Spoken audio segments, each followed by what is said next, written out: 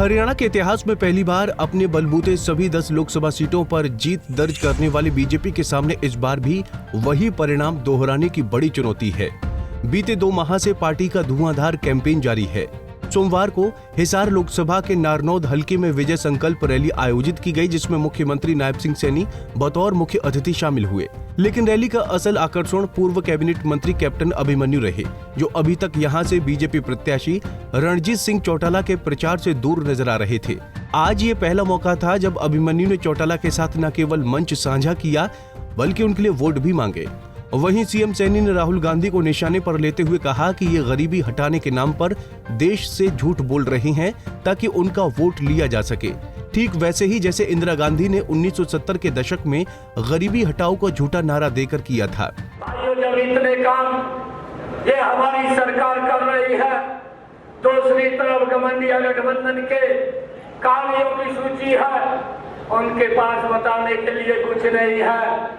और जब उनके पास बताने के लिए कुछ नहीं है तो आजकल उन्होंने झूठ का सहारा ले लिया है। आइए, कांग्रेस का युवराज ये जनसभा में खड़े होकर के बोलता है कि आप मुझे वोट दे, मैं एक झटके के अंदर गरीबी को समाप्त कर दूंगा। भाइयों, ये किस प्रकार का झूठ बोल करके देश के लोगों को बरगला करके उनका वोट लेने का काम ये लोग करते हैं, परंतु उसने अपने परिवार की तरफ नहीं देखा। उसकी दादी ने भाई 1970 के दशक में कहा था कि मैं देश से गरीबी हटाऊंगी, गरीबी हटाओ का नारा दिया था। 35 वर्ष तक देश के लोगों का वोट लेते रहे, परंतु गरीबी नहीं हटी।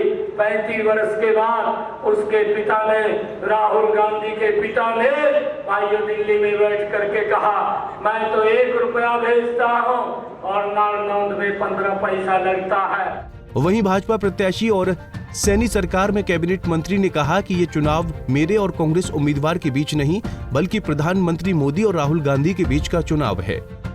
देखिए, आज के दिन ये चुनाव मेरा और कोई कांग्रेस के कैंडिडेट का नहीं है।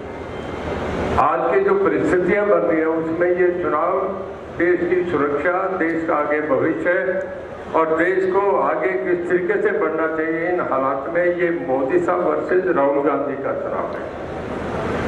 मैं 2 बातों से आपसे अपनी बात कहूंगा कि आज हमारे अड़ोस पड़ोस में चारों तरफ जो दुनिया में हम देख रहे हैं, यूक्रेन में एक वार हो रहा है, गाजा में दूसरी जगह नरसंहार हो रहा है। वहां लोग खेती नहीं देख रहे, वहां लोग दुकान नहीं देख रहे, लोग व्यापार नहीं देख रहे, वहां लोग ये देख रहे हैं कि बच्चों की जान कैसे बचाएं।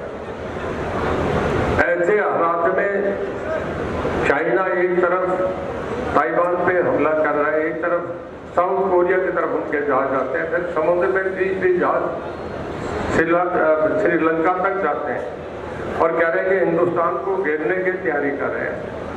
अगर दुनिया के जो हालात हैं ऐसे हालात बन जाए तो मैं एक सवाल पूछता हूं, क्या राहुल गांधी देश को बचा लेंगे? क्या इन हालात में अगर मोदी साहब खड़े होकर चश्मा लगा के अगर देखेंगे तो दुनिया की सारी ताकतें कांपेंगी, ये नरेंद्र मोदी है, उनके लिए वोट देने की बात है।